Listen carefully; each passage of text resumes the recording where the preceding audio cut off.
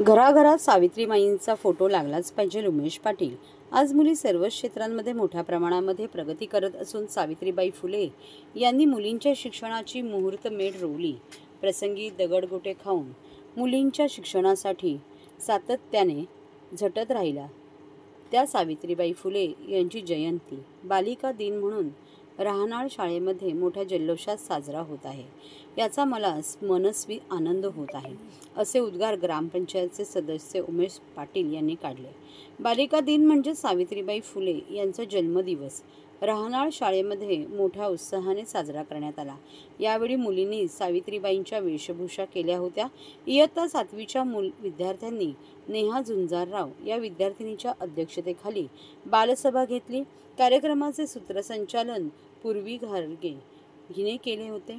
यावेळी शौर्य म्हात्रे, श्रावणी म्हात्रे, हर्षदा जाधव, वैष्णवी, रुही चिकणे यांनी सावित्रीबाई फुले यांच्याबद्दल माहिती सांगितली.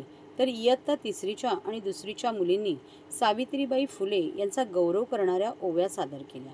शिक्षक अजय पाटील, अंकुश ठाकरे, संध्या जगताप यांनी मुलांना सावित्रीबाईंच्याबद्दल सविस्तर माहिती सांगितली. याचवेळी अजय पाटील लिखित आम्ही फुले बोलतोय हा लघुपट विद्यार्थ्यांना दाखवण्यात आला. शिक्षण देणे आणि घेणे हे आज काळाची गरज आहे. शिक्षणानेच माणूस स्वतःची प्रगती करू शकतो, असा संदेश अजय पाटील यांनी मुलांना दिला. आभार प्रदर्शन अर्णव खोपडे या विद्यार्थ्यांनी केले.